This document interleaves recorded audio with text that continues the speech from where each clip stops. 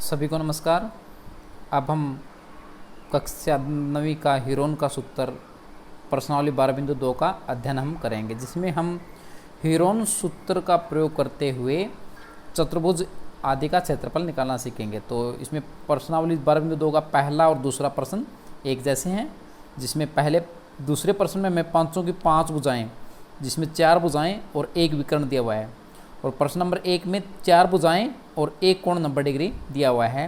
तो इसमें इसकी सहायता से हम विकर्ण का मान निकालेंगे और चतुर्भुज ABCD का क्षेत्रफल निकालेंगे। तो प्रश्नावली 12.2 का पहला सवाल, एक चतुर्भुज का पार्क है ABCD के आकार का है, जिसमें कोण C 90 डिग्री है। जो कोण C है वो कितना है? 90 डिग्री है। AB 9 मीटर है, BC हमारे पास 12 मीटर है, CD 5 मीटर है और AD हमारे पास 8 मीटर है।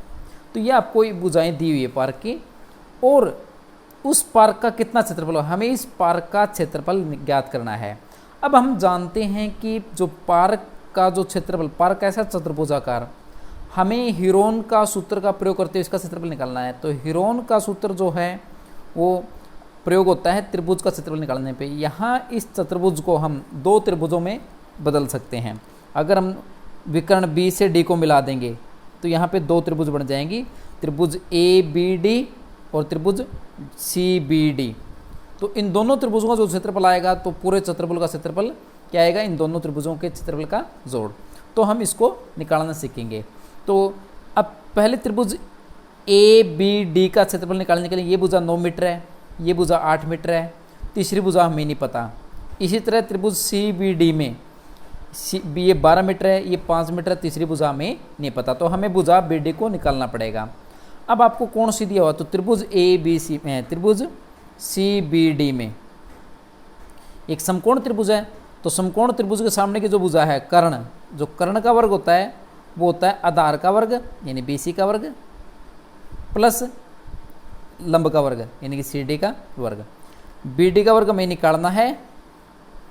BC कितना दिया हुआ आपको? 12, तो 12 का वर्ग प्लस CD कितना दिया हुआ? 5 का वर्ग।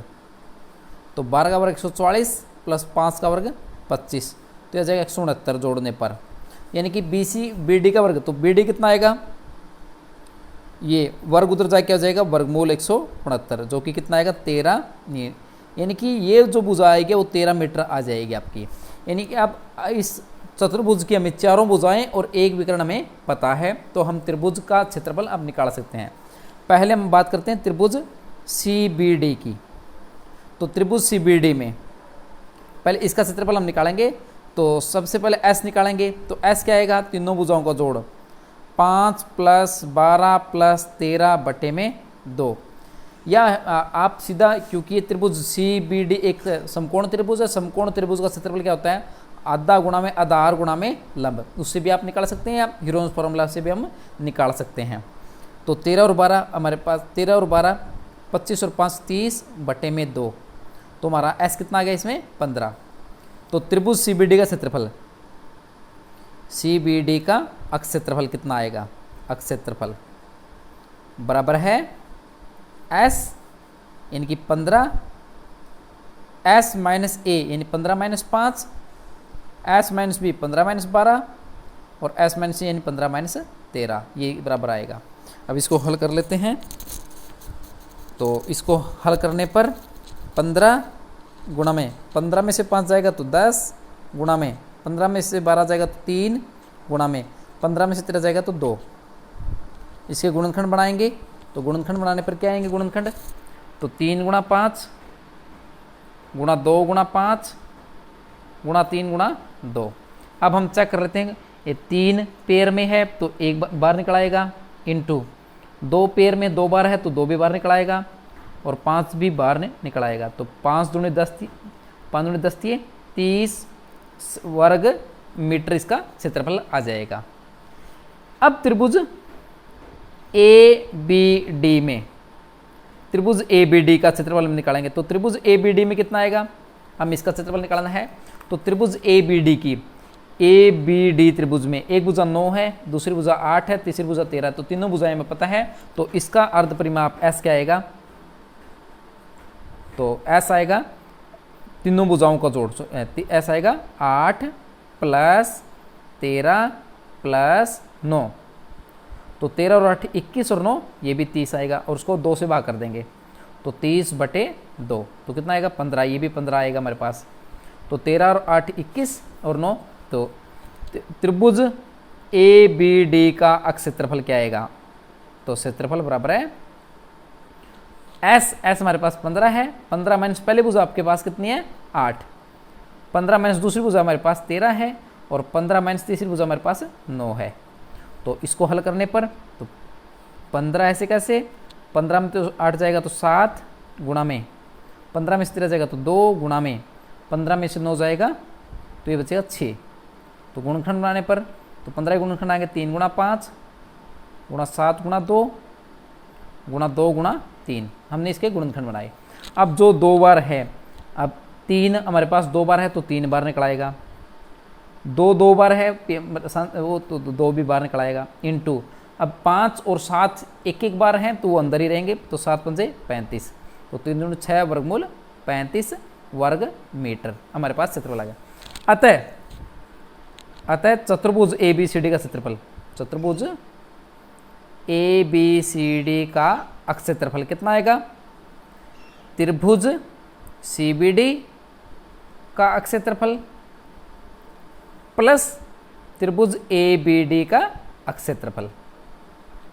तो हमने इन दोनों त्रिभुजों का, त्रिभुज सी बी डी का जो क्षेत्रफल, अब त्रिभुज सी बी डी का क्षेत्रफल और त्रिभुज ए बी डी का क्षेत्रफल, दोनों क्षेत्रफल हम निकाल चुके हैं। तो ए बी सी डी का क्षेत्रफल गए, त्रिभुज सी बी डी का क्षेत्रफल हमने निकाला था 30 वर्ग मीटर, सी बी डी का क्षेत्रफल कितना है 30 वर्ग मीटर, तो इसकी जगह रख देते हैं 30 प्लस त्रिभुज ए बी डी का क्षेत्रफल भी निकाला 6 वर्गमूल 35, इनको जोड़ने पर ये आपका चतुर्भुज का कुल क्षेत्रफल आ जाएगा।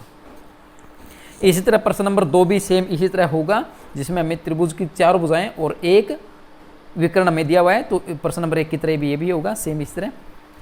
अब प्रश्न नंबर 3 की तरफ बढ़ते हैं। तो प्रश्न नंबर 3 में आपको एक आकृति दी गई है, ये एक आकृति गई है, राधा ने एक रंगीन कागज से एक हवाई जहाज का चित्र बनाया, जैसे कि ऊपर दिखाया गया, जैसे कि आकृति में दिखाया गया। प्रत्येक दिए गए कागज का कुल क्षेत्रफल ज्ञात कीजिए। तो बताइए कितना कागज यहाँ यूज हुआ है।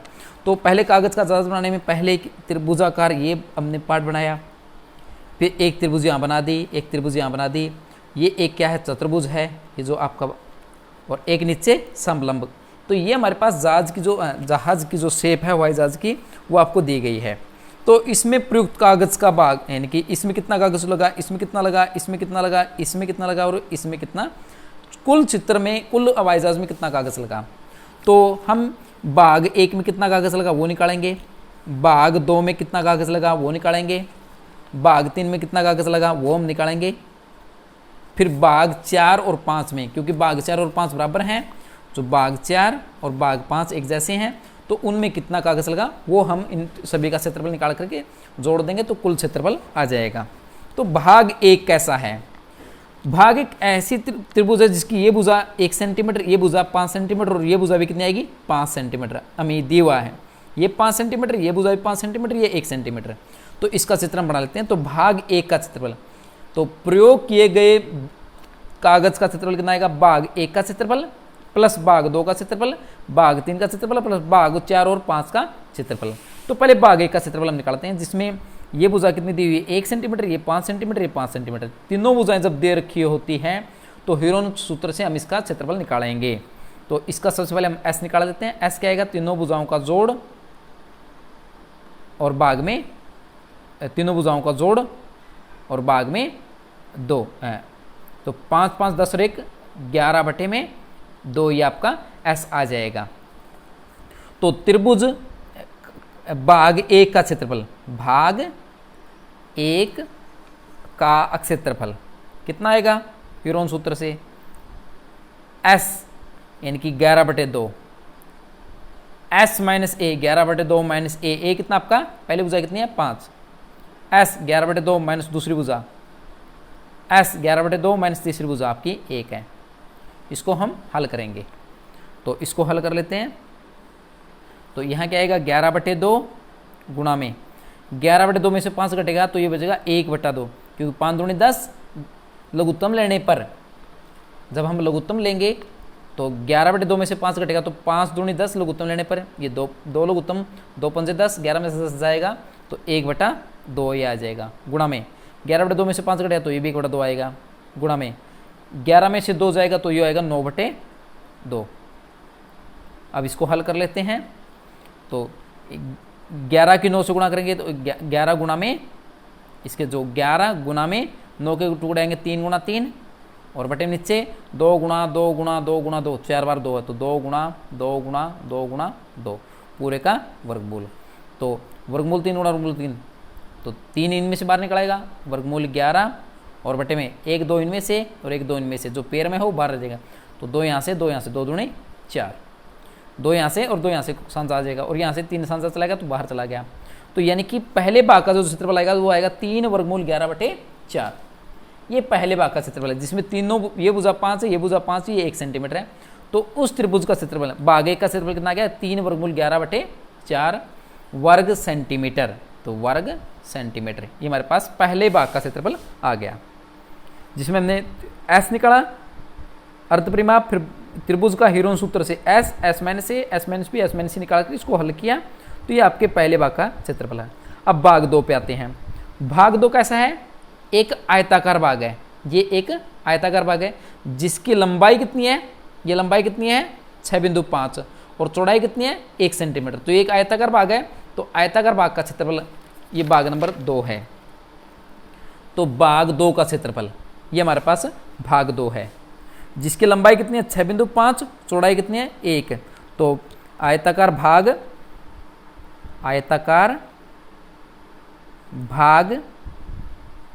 2 का क्षेत्रफल कितना आएगा?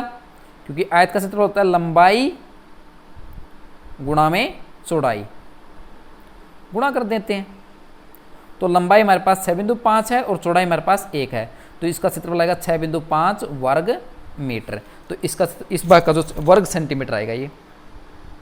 तो ये हमारे पास दूसरे भाग का क्षेत्रफल हमारे पास आ गया। तो भाग 2 का। अब हम चलते हैं भाग 3 पे। भाग 3 क्या है? भाग 3 एक समलंब है, जैसे कि यहाँ इस चित्र में देख पा रहे हैं। भाग 3 क्या है? एक समलंब, जिसकी ये भुजा 1 सेंटीमीटर, ये भुजा 1 सेंटीमीटर, ये भुजा, तीनों भुजा 1 सेंटीमीटर और आधार 2 सेंटीमीटर है। तो समलंब का क्षेत्रफल हमने निकालना है। तो इसको हम निश्चित यहाँ चित्र बनाया भाग 3 का क्षेत्रफल, जिसकी ये भुजा 1 सेंटीमीटर, ये भुजा 1 सेंटीमीटर, ये भुजा भी 1 सेंटीमीटर और ये नीचे वाला भुजा कितनी है? 2 सेंटीमीटर, यानी 1 + 1। तो हमने क्या किया सबसे पहले इसका क्षेत्रफल निकालने के लिए? क्योंकि समलंब का जो क्षेत्रफल है, समलंब 3 का क्षेत्रफल क्या होगा? बराबर है आधा गुणा में समांतर भुजाओं का जोड़। तो समांतर भुजाएं कौन सी? ये भुजा प्लस ये भुजा, समांतर भुजाओं का जोड़, समांतर भुजाओं का जोड़ गुणा में ऊंचाई, गुणा में जो इस समलंब की ऊंचाई है, ये जो ऊंचाई है आपकी, ये अगर इसके ऊपर लंब डाल दें तो ये ऊंचाई, यानी कि अगर इसको हम ऐसे लिख दें तो गुणा में ऊंचाई, ये लंब समलंब का सूत्र, क्षेत्रफल का सूत्र होता है हमारे पास। तो समलंब का आधार समांतर भुजाओं का जोड़, ये भुजा 1 सेंटीमीटर है और ये भुजा 2 सेंटीमीटर है। तो भुजाओं का जोड़ तो हमें पता है, 1 + 2 3 हो जाएगा, बट इस समलंब की हमें ऊंचाई नहीं पता। तो समलंब की हमें क्या निकालने पड़ेगी? ऊंचाई। तो किसी भी समलंब की ऊंचाई हम कैसे निकालेंगे? तो उसके लिए हम क्या करेंगे? इस सामने पहले क्या करते हैं, माना जो भुजा है AE है वो समानांतर किसके? CD के, DC के। भाई ये भुजा इसके समानांतर है। अगर ये भुजा इसके समानांतर है, ये भुजा अगर इसके समानांतर है तो ये भुजा इसके क्या आ जाएगी? समानांतर। तो ये क्या बन जाएगी? एक समानांतर चतुर्भुज बन जाएगा। और ये भुजा 1 सेंटीमीटर, तो ये भी कितनी आएगी? 1 सेंटीमीटर। ये 1 सेंटीमीटर, क्योंकि ये 1 सेंटीमीटर आपको दी गई थी, तो ये इसके बिल्कुल समानांतर है, तो ये भी 1 सेंटीमीटर आएगी, क्योंकि 2 समांतर भुजाओं की ये जो दूरी है और ये दूरी क्या आएगी? बराबर आएगी। तो और ये 1 सेंटीमीटर, तो ये भी 1 सेंटीमीटर आएगी। अगर ये पूरी भुजा आपकी 2 सेंटीमीटर दी गई थी, ये 1 है, तो ये कितनी बच जाएगी? 1। तो ये त्रिभुज बन गया हमारे पास ABE, जिसकी ये भुजा भी 1 सेंटीमीटर, ये भुजा भी 1 सेंटीमीटर, ये भुजा भी 1 सेंटीमीटर। अगर यहाँ से हम इसके ऊपर लंब डाल दें, ये इस लंब इसको AF आएगा, ये इसकी क्या आएगी? ऊंचाई आएगी, जिसको हम ऐसे लिख सकते हैं, यानी कि ऊंचाई को हम क्या लिख देंगे? ऐसे लिख देंगे। तो इस ऊंचाई को हमें ज्ञात करना है अगर हमें इसका समलंब का क्षेत्रफल निकालना है। तो त्रिभुज ए बी ई का क्षेत्रफल क्या होगा, क्योंकि ये समबाहु त्रिभुज है, इसकी ये भुजा भी 1 सेंटीमीटर, ये भुजा भी 1 सेंटीमीटर, ये भुजा भी 1 सेंटीमीटर, तो समबाहु त्रिभुज का क्षेत्रफल होता है वर्गमूल 3/4 गुणा में भुजा की घात 2। ये तो वर्गमूल 3/4, भुजा कितनी दी गई है आपको 1 सेंटीमीटर, तो 1 का वर्ग यानी कि वर्गमूल 3/4 वर्ग सेंटीमीटर। ये समबाहु त्रिभुज ए बी ई का क्षेत्रफल आ जाएगा। अब इसी त्रिभुज ए बी ई का ए बी ई का क्षेत्रफल दूसरे तरीके से निकालते हैं। क्या होगा वो क्षेत्रफल, हाफ आधा गुणा में आधार, आधार कितना है इसका बी ई गुणा में लंब, लंब कितना है इसका ए एफ, आधार गुणा लंब के तरीके से निकालते हैं। अब त्रिभुज ए बी का क्षेत्रफल अभी भी हमने निकाला कितना है, वर्गमूल 3/4, इसको यहाँ रख देते हैं, बराबर आधा गुणा में आधार कितना है इसका बी ई 1 सेंटीमीटर, और ऊंचाई हमने निकालनी है जो कि एच हमने ली है। तो यहाँ से ऊंचाई हमने निकालनी है, तो ए एफ कितना आएगा, ए एफ बराबर है ये जो 1 गुणा 1 1, ये 2 मल्टी गुणा में चला जाएगा, ये भाग में है तो गुणा में, तो 2 वर्गमूल 3/4 सेंटीमीटर। ये हमारे पास ए एफ हमारे पास आ गया। तो यानी कि ए एफ यानी इस समलंब की जो ऊंचाई है ए एफ वो किसके बराबर आ गई हमारे पास, 2 वर्गमूल 3/4 यानी कि 2 एकम 2, 2 दूनी 4, यानी कि ये कितना आ गया ए एफ वर्गमूल 3/2 सेंटीमीटर। अतः समलंब का क्षेत्रफल, अतः समलंब 3 का क्षेत्रफल कितना आएगा का क्षेत्रफल, जैसे कि सूत्र हमने लिखा था आधा गुणा में समांतर भुजाओं का जोड़, समांतर भुजाएं, तो ये भुजा 1 सेंटीमीटर ए डी और ये भुजा बी सी, ये एक दूसरे के क्या है समानांतर है, तो ये 1 है और इसकी लंबाई कितनी है 2, तो इनका जोड़, तो 1 + 2 और गुणा में उन दोनों के बीच की ऊंचाई ए एफ कितना निकाला हमने ऊंचाई इनकी, वर्गमूल 3/2। अतः समलंब का क्षेत्रफल कितना आ गया हमारे पास 1/2 गुणा में 2 और 1 3 गुणा में वर्गमूल 3/2, तो यानी कितना आएगा 3 वर्गमूल 3/4 वर्ग सेंटीमीटर। ये हमारे पास समलंब ए भाग 3 का क्षेत्रफल हमारे पास आ गया। अब हमारे पास रह गया कौन सा, हमने भाग 1 का क्षेत्रफल निकाल दिया, भाग 2 का क्षेत्रफल निकाल दिया, भाग 3 समलंब का क्षेत्रफल है। अब रह गए भाग 4 और 5, दोनों के दोनों बराबर हैं, अतः हमने या तो भाग 4 का या भाग 5 का क्षेत्रफल हम निकाल लेते हैं। तो भाग 4 या भाग 5 का, तो भाग 4 या भाग 5 का क्षेत्रफल कितना आएगा, या यहाँ लिखते हैं कि क्षेत्रफल लिखते हैं। अब ये एक त्रिभुज है, समकोण त्रिभुज, जिसकी ये आधार कितना है 1.5 और ऊंचाई कितनी है 6 सेंटीमीटर, तो भाग 4 या 5 का क्षेत्रफल कितना आएगा, क्षेत्रफल कितना आएगा, आधा गुणा में आधार गुणा में लंब। तो आधार इस त्रिभुज का कितना है हमारे, आधार आप कितना दिया गया है 1.5 सेंटीमीटर और लंब कितना दिया गया है 6 सेंटीमीटर, तो इसको गुणा करने पर 2 एकम 2, 2 3 6, तो 1.5 को गुणा करेंगे 3 से, तो 4.5 वर्ग सेंटीमीटर। तो ये हमारे पास भाग 4 और भाग 5 का क्षेत्रफल कितना है 4.5 वर्ग सेंटीमीटर। अतः हवाई जहाज में प्रयुक्त कागज का क्षेत्रफल कितना है, कागज का क्षेत्रफल कितना बोला था हमने कि कितना कागज उसमें लगाए, क्षेत्रफल कितना आएगा वो भाग 1 का क्षेत्रफल। तो भाग 1 का क्षेत्रफल हमने कितना निकाला अभी, जो भाग 1 का क्षेत्रफल कितना है वो हमारे पास 3 वर्गमूल 11/4, तो ये कितना आ जाएगा यहाँ पे, तो पहला भाग 1 का है 3 वर्गमूल 11/4 प्लस भाग 2 का क्षेत्रफल हमने कितना निकाला 6.5, जो कि एक आयताकार पार्ट था। भाग 3 का क्षेत्रफल हमने कितना निकाला, समलंब का क्षेत्रफल निकाला हमने 3 वर्गमूल 3/4 और भाग 4 का क्षेत्रफल निकाला हमने 4.5 और भाग 5 का क्षेत्रफल आ गया 4.5, क्योंकि भाग 4 और 5 का क्षेत्रफल बराबर है तो उनको हमने जोड़ दिया। तो ये 3 वर्गमूल 11/4 प्लस 3 वर्गमूल 3/4 प्लस ये 4.5 और 4.5 9 क्योंकि 4.5 में 4.5 जोड़ेंगे तो 9, 9 और 6 15.5 हमारे पास आ जाएगा। तो ये इतना वर्ग सेंटीमीटर, इतना हमारे पास कागज़ प्रयुक्त हुआ इस जहाज को बनाने में। तो जहाज को बनाने में पहले भाग में उसका क्षेत्रफल यूज हुआ 3 वर्गमूल 11/4, दूसरे भाग में 6.5, तीसरे भाग में 3 वर्गमूल 3/4, चौथे भाग में 4.5 और सभी का क्षेत्रफल निकाल करके उनको जोड़ने पर आपका उत्तर क्या गया ये। अतः पूरे जहाज को बनाने में प्रयुक्त कागज का क्षेत्रफल कितना आएगा, ये उत्तर आ जाएगा आपका वर्ग सेंटीमीटर। आज के लिए इतना ही, धन्यवाद।